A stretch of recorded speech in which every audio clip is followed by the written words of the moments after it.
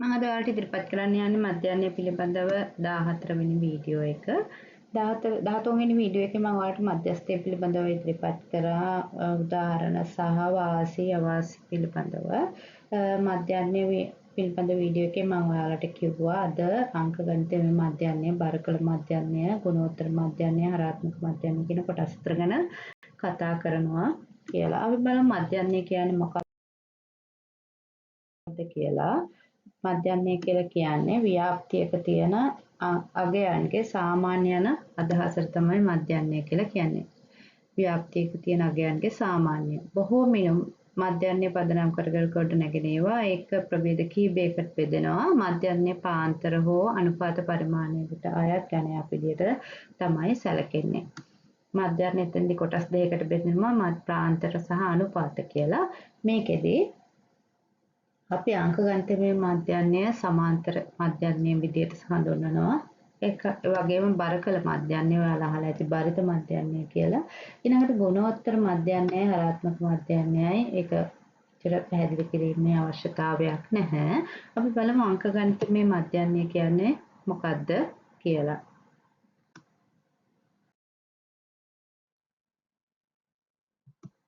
අංක ගණිතමය මධ්‍යහ්නය කියලා කියන්නේ දී ඇති සංඛ්‍යා දත්ත සමූහයේ සාමාන්‍ය අගයන් වශයෙන් අදහස් කරන්න පුළුවන්. අංක ගණිතමය මධ්‍යහ්නය කියලා කියන්නේ දීලා තියෙන සංඛ්‍යා දත්ත සමූහයේ සාමාන්‍ය තමයි එකෙන් අදහස් කරන්නේ.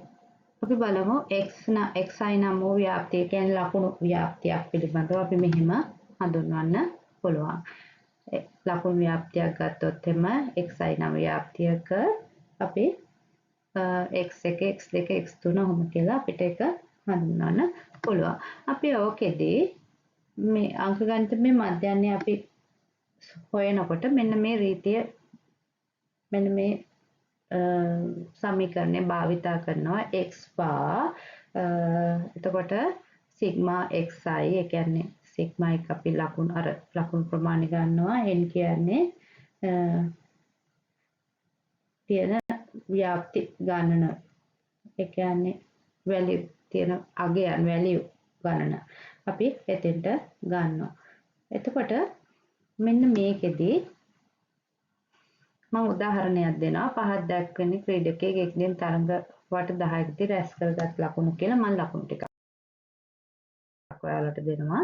උදාහරණයක් විදිහට ඔන්න තරඟ වට 10ක් කිව්වනේ. ඉතින් තරඟ වට 10 මේ ආකාරයෙන්. එතකොට අපි කරන්නේ මොකද්ද?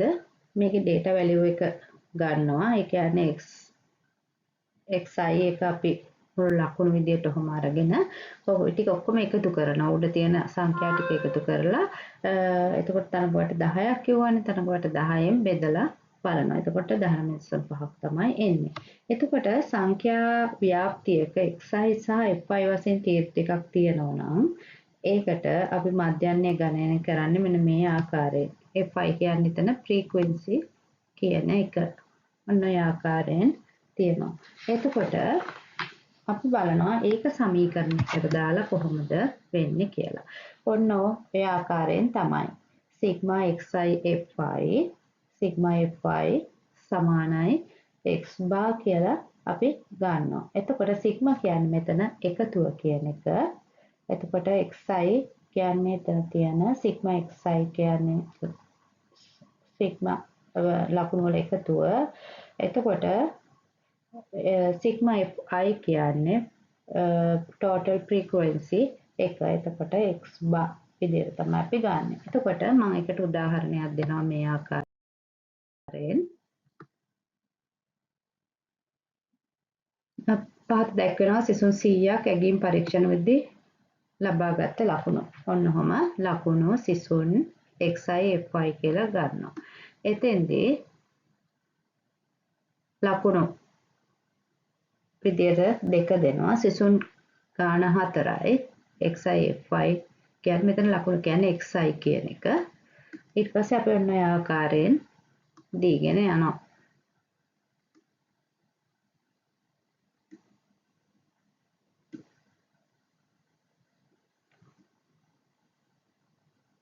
ඔන්න සිසුන් සංඛ්‍යාව 100යි.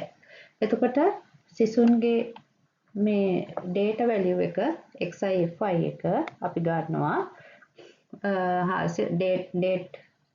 data value එක අපි ගන්නවා 485ක් විදිහට data value එක. එතකොට අපි මේක හදන්නේ මෙන්න මේ ආකාරයෙන්.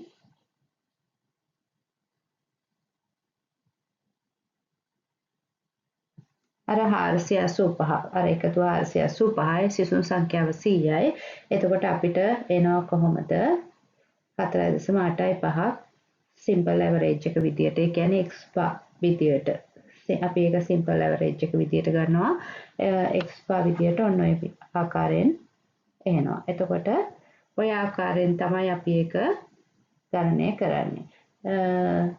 ඒ කියන්නේ ලකුණු සංඛ්‍යාව අපි ගත්තා 2 3 4 5 7 8 විදියට සිසුන් ගාන හරම ගත්තා සිසුන් 100යි ඊට පස්සේ අපි හෙව්වා data value එක 485යි අපි මේකේ simple average එක විදියට x bar හොයන්න අපි ගත්තා 4.8යි කියලා. එතකොට අංක ගණිතමය මධ්‍යයනයේ අයත් වෙන්නේ අනුපාත පරිමාණයකට. මං කෝරකේ ප්‍රාන්තර පරිමාණය අනුපාත පරිමාණය කියලා.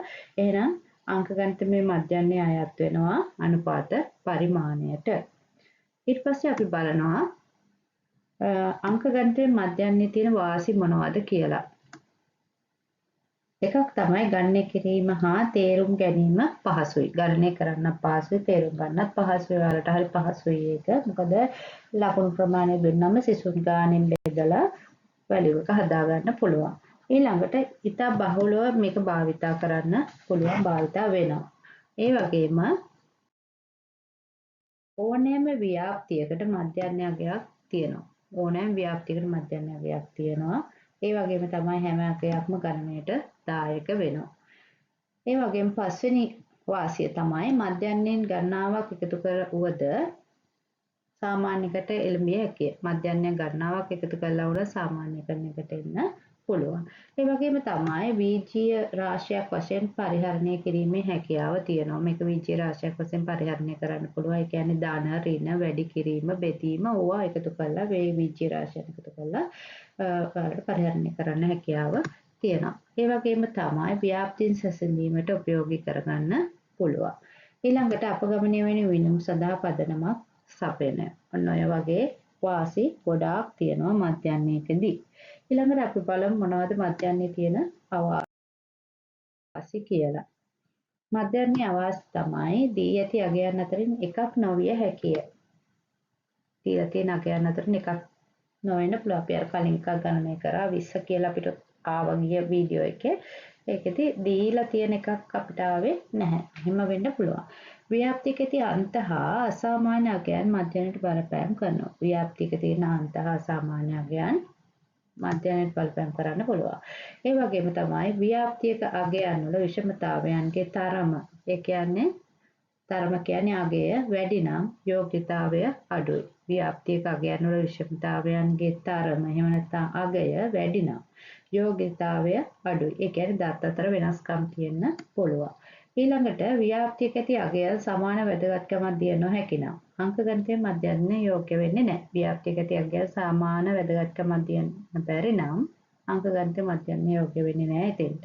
ඉතින් ඔන්න ඒ ආකාරයෙන් විශේෂයෙන් ව්‍යාප්තියක ඇති අගයන්ට සමාන බර තැබීමක් කර නොහැකි අවස්ථාවලදී අංක ගණිතයේ මධ්‍යයනය යෝග්‍ය වෙන්නේ නැහැ. එවන් අවස්ථාවලදී බරිත මධ්‍යයන ක්‍රමය තමයි යොදාගන්නේ. ඔන්න අපි කිව්වා මෙතෙන්දී අංක ගණිතයේ මධ්‍යයනය අනුපාත පරිමාණයට අයත් වෙනවා කියලා. එතකොට එහෙනම් බර තැබීමක් කළ නොහැකි අවස්ථාවලදී යොදා ගන්න අපහසුයි. ඒක නිසා බරිත මධ්‍යයනයේ තෙන්දී වැදගත් වෙනවා කියලා කියන්න පුළුවන්. මම ඊළඟට ඔයාලට 15 වෙනි වීඩියෝ එකේදී අරගෙන එනවා බරිත මධ්‍යයනය කියන්නේ මොකක්ද කියලා. කියන්නේ බරිත මධ්‍යයනය කියන්නේ බරපතල මධ්‍යයනයේ වැදගත්කම සහ ඒකට මම ගොඩක් උදාහරණ අරගෙන ඉන්න බලාපොරොත්තු වෙනවා.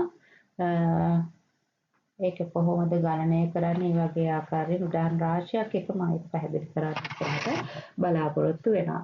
ඉතින් මගේ වීඩියෝ හොඳයි කියලා හිතෙනවා නම් ලයික් එකක් දාගෙන යන්න. ඒ වගේම මගේ channel එක subscribe කරන්න. Thank you.